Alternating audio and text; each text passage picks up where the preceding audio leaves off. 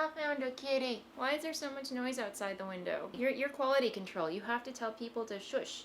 Tell the people outside to shush. I'm trying to record a podcast.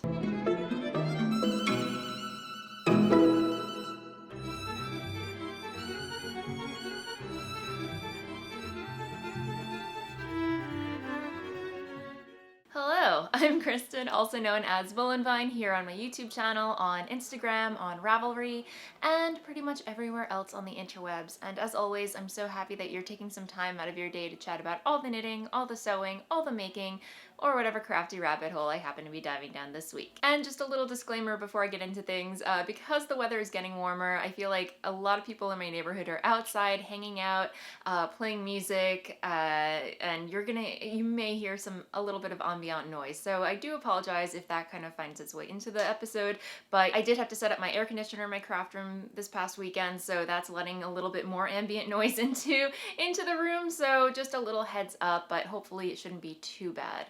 Although somebody's smoke alarm has been going off for the past 15 minutes and it's driving me a little batty, not gonna lie. But without further ado, before I get into what I've been making this week, just a couple of announcements. We do have 3 knit-alongs that are currently happening. There's the Box of Socks knit-along, and then there's the Year of the Garment make-along. Those are both year-long make-alongs that you can dip into at any point. Hop on over to the Voolenvine RAVELRY group. That's the place to be, where you can join the conversation surrounding this podcast, this YouTube channel, and just share your makes, ask questions, and partake in all of these make-alongs that are happening and enter to win giveaway prizes. And then we have the Uncomfort Zone KAL, which is a shorter knit-along, or make-along, I should say. It is ending July 1st. It was supposed to be a 3-month knit-along, but then I extended it because life happened. So it is now a 4-month knit-along, make-along, and it is ending July 1st. So hop on over there. There's still some time. Check out what people have been making. And the general idea is to make anything that is out of your general comfort zone, be it a colorway combination, be it a pattern designer that you normally wouldn't see yourself casting on because of the design or the shape or what have you, but something about it just makes you want to knit it or sew it or crochet it, what have you, weave it. The world's your oyster. So yeah, those are our make-alongs, and I'm trying to think what else. Yeah, just business as usual. As always, I'm so happy that you're hanging out with me this week. I've got a lot to catch you up on. So much has happened in the past couple of days since I last chatted with you. So I'm gonna get into that. But first, just a quick word from my lovely and amazing sponsor, Skillshare. Skillshare is an online learning community with thousands of classes in design, business, tech, and more, even sewing and the fiber arts. I love learning new things when it comes to knitting, sewing, photography, or whatever crafty rabbit hole I happen to be diving down. And because I know you love learning new things too, I partnered up with Skillshare, and they are offering my viewers 2 months free to try their platform. So give Skillshare a go and learn something new. Just click on the link in the description box below, entering the code at checkout, and enjoy. And thanks, Skillshare. And welcome back. All right, I have a finished object for once on this podcast. I have a finished object, and if you follow me on Instagram, you might have already seen photos of this, because once it's photographed and up on Ravelry, it is officially a finished object. So without further ado, for the very last time on this podcast, I give you my finished Birds of a Feather shawl. It is finished in all its glory, and there's absolutely no way for me to show off. I don't know, maybe if I stand all the way back you can see, and stand up. But here it is. It's done. And it is a shanket. It's huge, huge, huge. 4 months in the making. I cast this on in February. And again, that had nothing, absolutely nothing to do with the pattern. The pattern is by Andrea Mowry. It's beautifully written. I just happen to have a very, very low threshold for miles and miles of garter stitch and stockinette stitch. And this was exactly that. So it was a little bit stop and go for me. A very glacial process, but at the end of the day, I'm so happy with the finished object. This is gonna get so much wear come cooler weather, and oh gosh, I'm in love. Let me talk about the yarn. The yarn, again, for the very last time on this podcast, is my hand-dyed yarn, Voolenvine yarns in the I Am No Bird colorway, a colorway inspired by one of my favorite novels, Jane Eyre. So I thought, Birds of a Feather shawl, I Am No Bird colorway, it just had to happen. It had to happen. I couldn't resist. So while this was a product knit for me, I just wanted to get it done off the needle so I could wear it. It was, I want to say, a very excellent conversational knit. So anytime I got together with friends, I could just pull out my birds of a feather shawl and knit on it.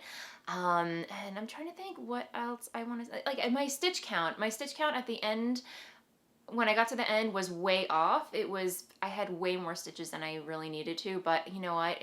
It really didn't matter because it was just miles and miles of garter stitch. So it wasn't like an intricate lace pattern. There were three sections of a simple lace motif, but for the most part it was all garter stitch. So at the end of the day, if I fudged up some of the stitch count, you really couldn't tell. So I just went with it. I rolled with it, didn't rip back, and lo and behold, I don't know, unless you have super X-ray vision right now, you cannot tell that, I don't know, I made a mistake unless you have a magnifying glass. I don't know, whatever. Yeah, it didn't bother me. I didn't feel the need to rip back, so I just went with the flow, and here we are. We have a finished shawl.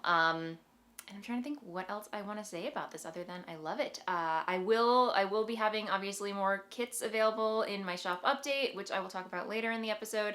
If you are not familiar, I am the hand dyer behind Voolenvine yarns, and I will give you a heads up about my shop update later on in the episode. But yes, I will have more kits in this colorway and other colorways that will be available in the update. But trying to think what else. Yeah, it's getting a little toasty wearing this, but it's oh so comfy. And even though there's like mohair in here and it's toasty, I could totally see bringing this with me on vacation during the summer. It makes for just like a really simple kind of like elegant wrap for like a chilly night, going out to dinner, going out to eat, or what have you, or just sitting on a porch, sitting on a balcony.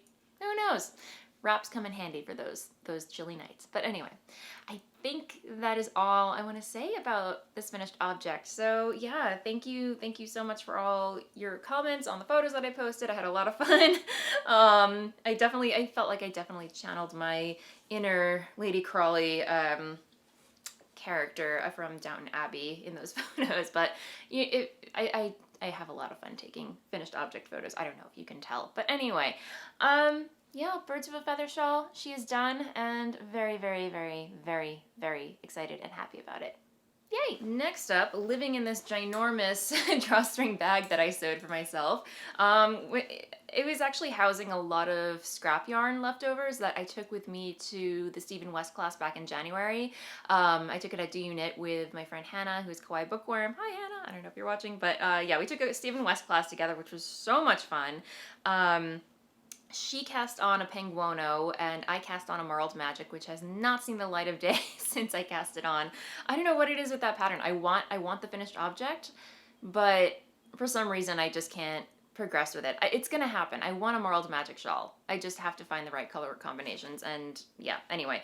But yeah, my scrap yarn has been living in this bag since then, and Hannah, again, she recently posted a photo of her finished Penguono, and I was like, oh my god, it's amazing. So I was the day before, after I had finished blocking and photographing my my birds of a feather shawl, you know, and that feeling you get like I've finished a project. I have to cast on 100 more things. Yeah, I was feeling a little bit creatively frustrated about what to cast on next, so I was humming and hawing, going through my stash, which is over here, and like seeing what colorways and yarns were inspiring me, and then I realized I had a crap ton of scrap yarn in my...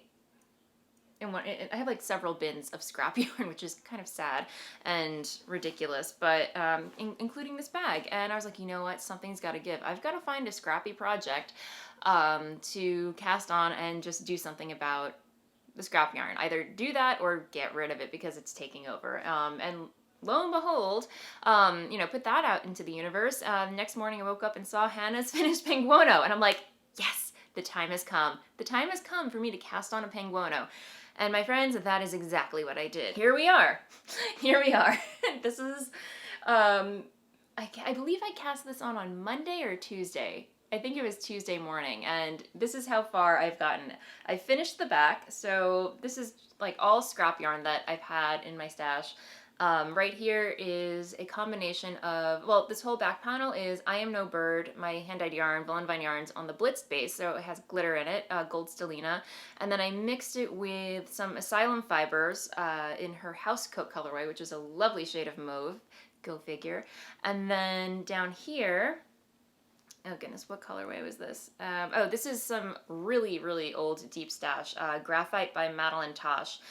This is yarn that my friend, who is not really a knitter, she wanted me to teach her to knit some socks, so we went to Brooklyn General and she purchased a skein of Madeline Tosh in the Graphite colorway.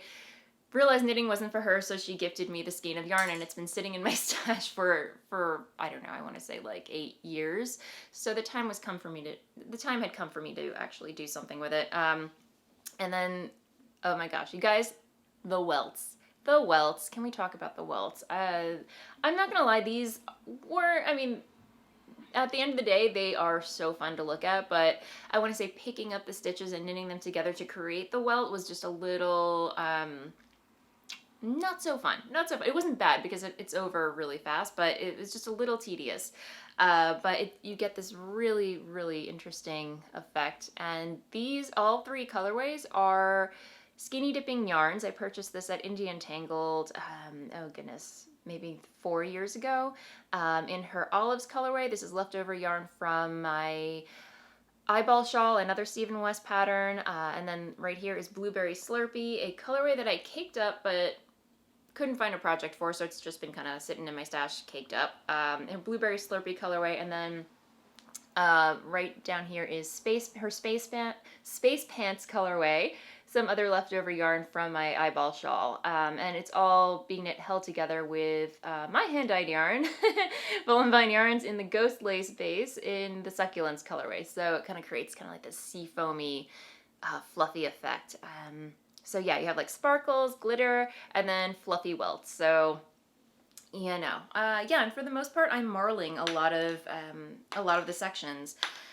Oh, and I am also on to the left side panel. So this is, I'm marling it together with some mystery black fingering weight that I had in my stash, that I got in a de-stash or swap, and some leftover woolen boon yarn that I caked up a while ago.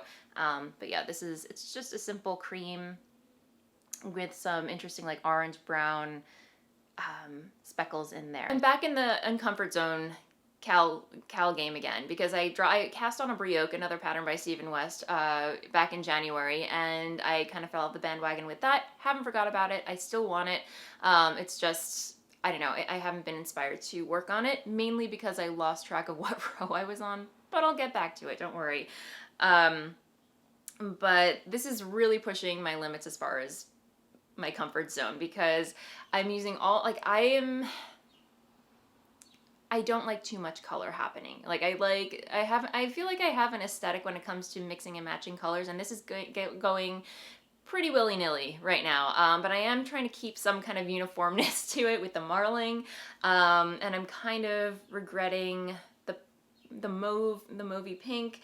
I guess I have a thing about mixing pink next to blue or red and blue together. I just don't like the combination, and I'm kind of regretting adding this pink. I wish that I made this whole back panel out of this section right here, this darker section. I just feel like it would lend so much better to the blue-greenness happening here. But anyway, my own personal brand of crazy. All that to say, I'm doing my best to just put all of my reservations about color combinations to rest. I'm just letting loose, letting the chips fall where they may, and trying to have fun with this because at the end of the day, this is a really, really, really fun project and it's knitting up super quickly. So yeah, that is my Penguono by Stephen West. Yeah, so that was my reward for finishing my Birds of a Feather shawl. So having a lot of fun with that. And yes, I know my Soldotna is still on the needles. I'm still getting through Sleeve Island. It was my decision. I brought this upon myself to knit longer sleeves on that. So I am working my way through some colorwork sleeves at the moment, but it will be done. It will be done. I haven't forgotten about it because I do want that off the needles, and yeah, I love that sweater so much. So yeah, and more kits are coming for that as well. But I will talk about that in another episode. I believe that is it for the knitting content. So I am going to move along to sewing because I do have quite a bit of sewing to share with you. Namely in FO. I had this finished last week, but I wanted to keep things short and sweet, so I decided to hold off until this week to share it with you. Plus it makes for more content. But anyway, my Trina Dress by Victory Patterns, number 2 is done. It's done. It's a, I don't know if you tuned in a couple of episodes ago, I believe it was 2 episodes ago. Long story short, it was a busy dress and decided that I wanted one in a solid color, and here we are. I have one in a dark charcoal gray in shawl fabric, and I will stand up so you can see. Yeah, and it is a wrap dress with kimono inspired sleeves. So you have these very wide, very long, drapey princess kind of sleeves happening, which I am obsessed with. Very, very, very Cersei Game of Thrones, I want to say. And then if I stand close, get the boob shot.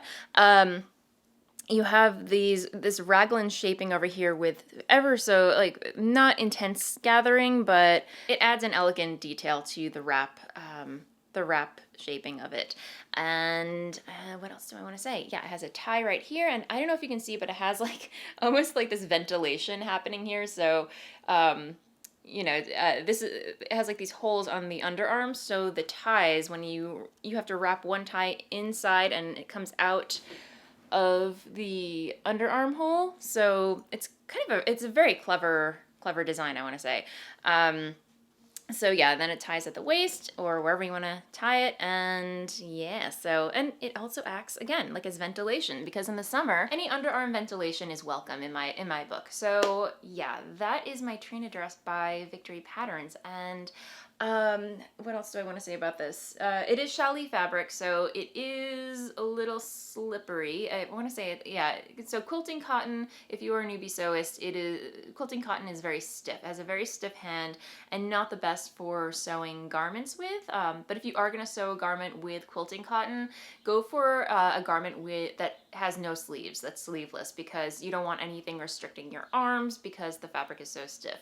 Challis fabric is also cotton. I think it might have a little bit of either polyester or viscose in it, some blends, but I believe this might have a little bit of polyester in it. I'm not entirely sure. I'll pop it in the down bar when I fact check myself.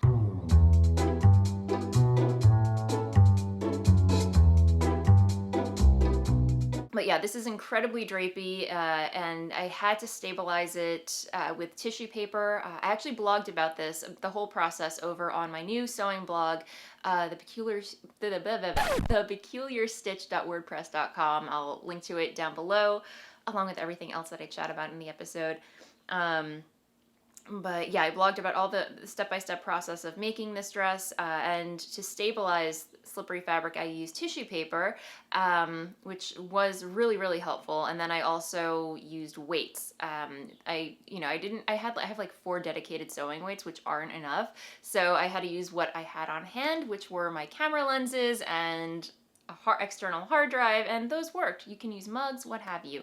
But my friend Tanya also suggested that I hop on over to the hardware store and pick up some washers, large washers. And since I hate going to hardware stores, and Dennis was on his way over to the hardware store on the weekend, I kindly requested that he pick me up some washers.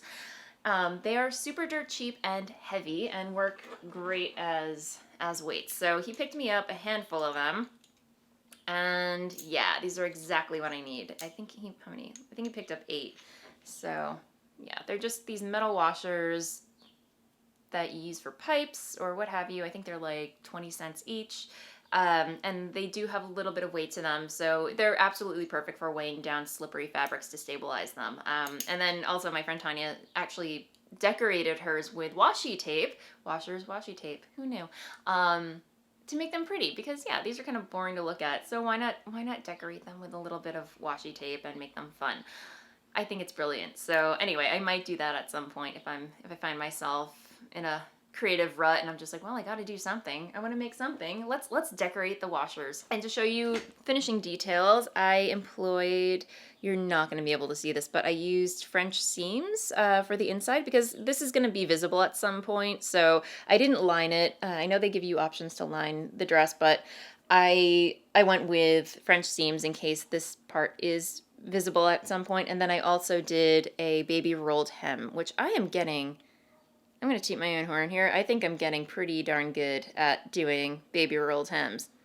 Yeah, look at that. Look at that. It's beautiful. And I did shorten the pattern by, I want to say 4 inches. So it comes right below my knee. So it is a dress. And I love it. I love it. I love it. I love it. I don't know what else to say about this. Yeah, it's beautiful. And it is a labor of love. There are a lot of steps involved.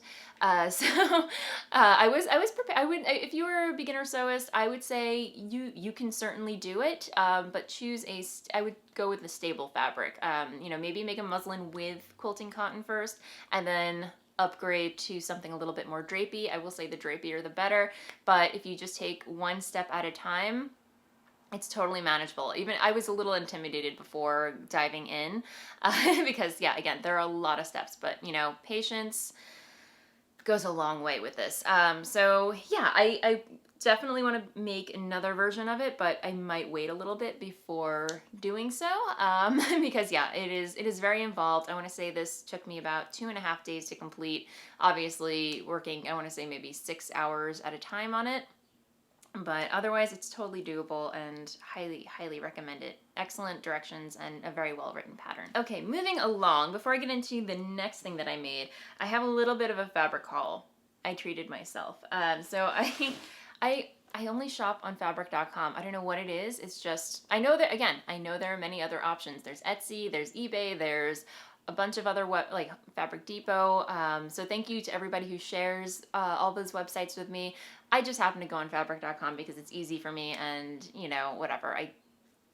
I like them. So I just perused their website and found some things that struck my fancy. So a while back, I made the Réglisse dress by Deer and Doe Patterns. I'll try and pop a photo of it here, but it was a little too light for me. Normally I wear a lot of dark colors, and I just felt a little too, I don't know, it wasn't me. I couldn't be that person wearing that dress. So I over dyed it this charcoal gray color, and it has a really beautiful, beautiful effect to it. Love the dress.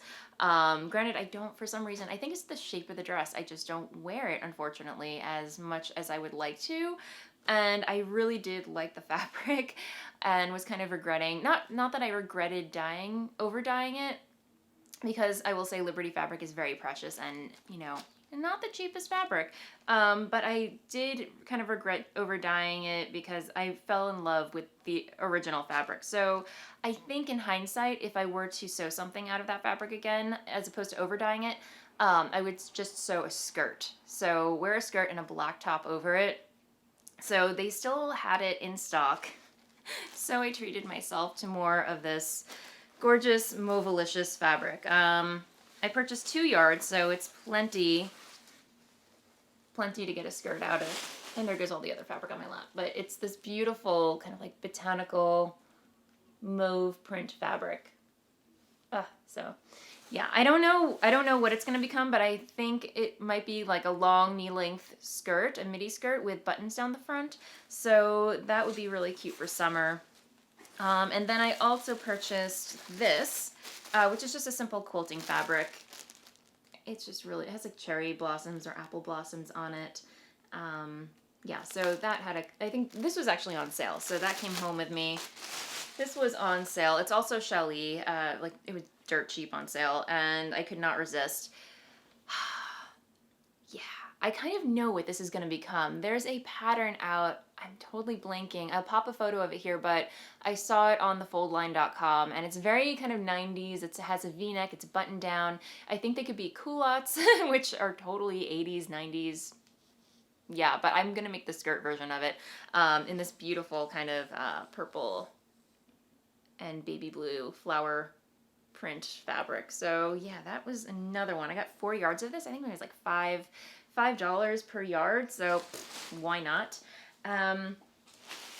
And then I also I treated myself to more Liberty fabric, as you do, because this one was online. It looked really interesting, but I'm not so sure how I feel about it in person. But here, it's this really beautiful kind of like star. It's a neutral kind of beige, I want to say, with a really pretty star pattern. I don't know. I think I'm going to make a Ariana dress, that pattern that I shared with you last week by Style Arc. And I did make a muslin of that pattern, which I won't talk about because I had a little snafu with the shirring in the back. It was my first time doing shirring, and I'm not gonna lie, I don't like the look of it. I never liked the look of shirring, which is that kind of like you can create like an accordion fabric using elastic and thread, and I just don't like the way it looks. I mean, honestly, every time I see shirring on a store-bought item, it's kind of like the stores or whoever designs clothing for that store. It's kind of their cop-out for not being able to fit things precisely. So they just throw in a shirred panel in the back, just, to fit whoever can fit into it. I don't know. But those are my thoughts on shirring. So I am kind of tweaking it so the back panel does not have a shirred back, if that makes sense. Anyway, this is all just me thinking out loud right now, but hopefully I'll be able to share that with you next week. But yeah, so I'm still on the fence about this pattern. I may return it. That's the good thing about fabric.com. They do have an excellent return policy. Again, not endorsed, just a fan. But yeah, so there's that. And then I also purchased, speaking of Liberty, this was on sale. And I saw it, and if you know me, you know how obsessed I am with Art Nouveau. And they happen to have this beautiful print. I'll show it. You guys. I mean, come on. How could I not? Yeah. So, again, it was on sale. It was meant to be. And it's like a heavy upholstery linen, I want to say. So the idea for this is to make a bag. Either a tote or I don't know what, but I'm still on the fence about what pattern I want to use. I have a couple in mind, and obviously I'm making a muslin. I did make a muslin for one pattern that I had in mind, but I mean, this is just, yeah, it's really, really nice, and this is going to be a beautiful, beautiful bag. Plus, I get to wear it like all the time, so it's not like an outfit where I can only wear it on special occasions. This is going to be a tote that I'm going to be wearing with everything, because I wear a lot of black. I mean, if I make a tote, this would go perfectly with this outfit. So yeah, that is on the agenda. And speaking of which, I made a muslin. Who makes a muslin of bags, honestly? I found this one tote project on Etsy. Actually, I was browsing Pinterest or the Fold line, and they had a link to it. But I made this tote yesterday. Yeah. It is awesome. Using some scrap fabric that I had for my stash. And this is the Zoey bag by TheSewingAddiction on Etsy. And of course I will link to it in the show notes below. She has, some garment patterns as well. New to me pattern designer. But this is such a really quick, simple project to whip up. I think I whipped this up in like under 3 hours between printing out the pattern. I think there were like 11 pieces to puzzle together and then cut out, and then cutting out the fabric and sewing it. It's just so simple. This would make a really awesome gift to give to somebody, I think. But there's even a snap on the inside. I don't know if you can see. Amazingly, I had these in my stash because I'm always prepared, I guess. I don't know. But there are pockets on the inside. So there are like there's like a split pocket. I don't know, you're not going to be able to see this, but there's like a split pocket on the inside and then one big pocket. And then it's fully lined, and then it has like this really awesome strap. And she gives you 2 strap length options. So I went with the longest one so it can just kind of, go over like a messenger bag, which I love. And then I'm trying to think what else. It's top stitched, and yeah. And again, I'm so glad that I made a muslin of this because I did do a pattern matching, but I didn't realize, I mixed up where it was going to be actually placed. So I thought the bottom panel was going to be lower, but anyway, you can't really tell. But again, if I decide to make a project bag out of that Liberty fabric with this with this pattern, I am going to be more on the ball as far as pattern matching and all that good stuff. I did manage to pattern match the bottom. I mean, come on, how bang on is that? Yeah. Yeah. Anyway, yeah, just a really, really fun pattern. I am definitely going to whip some more of these up as gifts to give to friends and family. The one thing I will do, because I used quilting cotton, I wish she would have kind of advised adding some reinforcement around the snaps, because I feel like with much wear, the snaps are gonna kind of give way, but I did add some fabric glue to kind of stabilize it a little bit. But if I make this again, when I make it again, I'm gonna add kind of like a little circle of fusible interfacing around the snap portion just to give it that extra stabilization. So yeah, this is the Zoey bag by TheSewingAddiction. Highly recommend. The other pattern that I had in mind is this pattern that I had in my stash by McCall's. It is M7611 Fashion Accessories, and just a basic utility tote. I don't know. I feel like I would get more wear out of the other one, and this would just kind of be like a beach type of tote, which I don't really wear as much, but you know, for the summer, I don't know. I think I'll get more use out of the other one, but we'll see. And then there's the other one, the other pattern from Making Magazine that everyone's been making is the backpack. Let me see if I can find it. Yeah, it's this backpack right here. And everyone and their monkey's uncle is making one. Emily made one. She made two actually, which are absolutely beautiful. I think it's called Beauty and Utility. Oh, the box. Oh, no. Hang on. Yeah, the Making Backpack. It's just called the Making Backpack. So that's another contender, but not for that fabric, I don't think. But yeah, it would be cool to make more of my own bags. All right, that is it for sewing. That's it for knitting. I am going to move along to the Blather segment, a segment where I chat about what's been happening in my life, should you care to stick around. But just a quick update about my shop update, which I'll be having tomorrow. If you're watching this, it probably is Friday, June 21st. My update will be at 5 p.m. Eastern time, if you are catching this before then. But yes, I will be having more Birds of a Feather kits, shawl kits, in various colorways, including I Am No Bird, and by popular demand, because I've been getting quite a few requests over the past couple of weeks, months, intermittently from customers, wanting to know if I will ever be dyeing the colorways from the Curious Handmade Mystery Knit-Along that happened back in 2018. Helen Stewart and I did a collaboration for that. I dyed up some kits to knit that shawl, which is so beautiful. I'll pop a photo of it here so you can see what I'm talking about. But yes, I will be reviving the kits, and those will also be available in the update.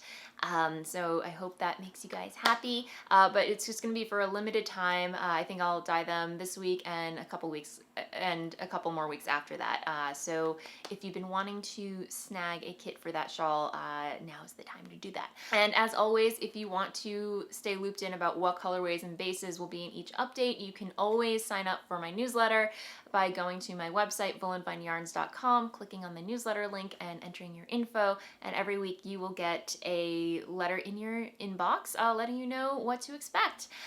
So yeah, thank you so much to everybody who does subscribe, and yeah, it just means a lot that you are so interested in my updates.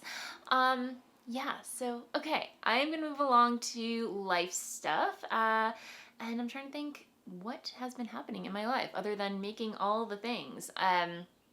Yeah, last weekend Dennis and I went up to Poughkeepsie to visit his parents, my in-laws.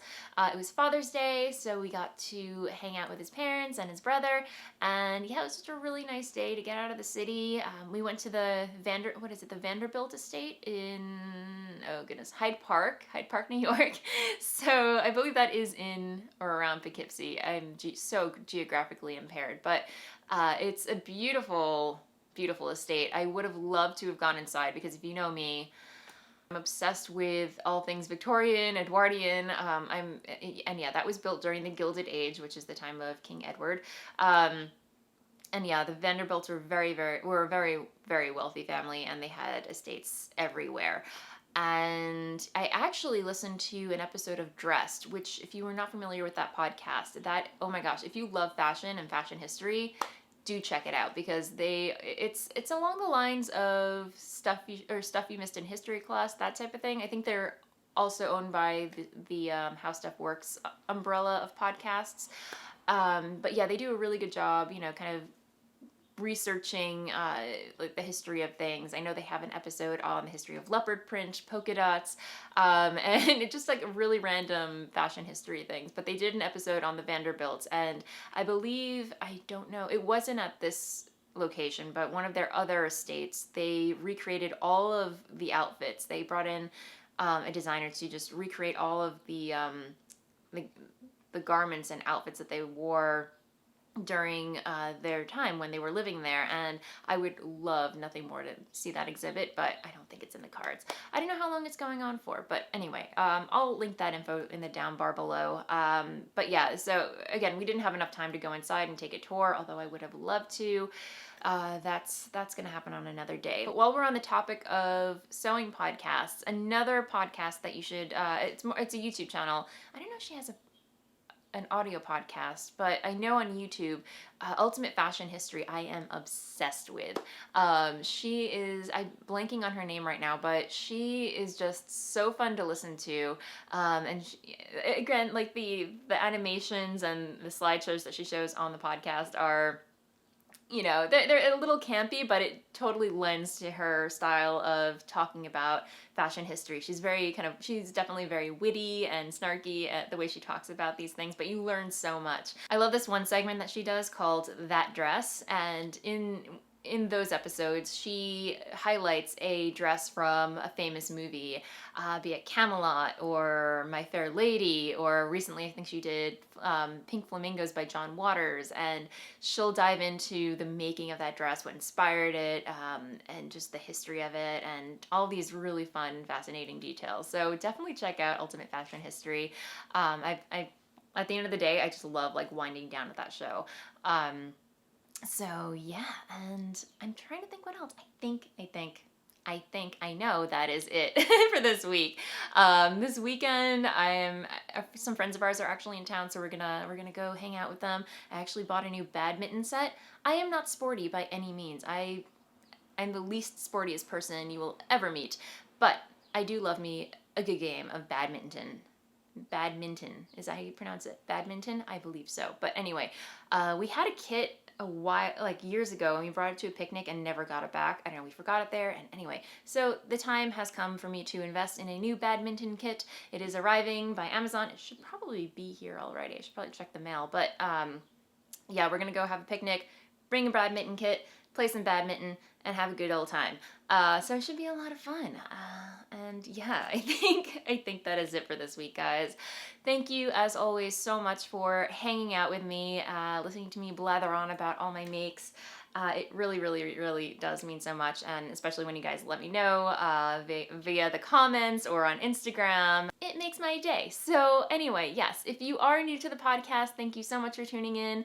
And if you haven't already, feel free to like and subscribe below. I put out a new episode every Friday. And yes, that said, happy knitting, happy making, happy sewing, and I will see you next time. Bye!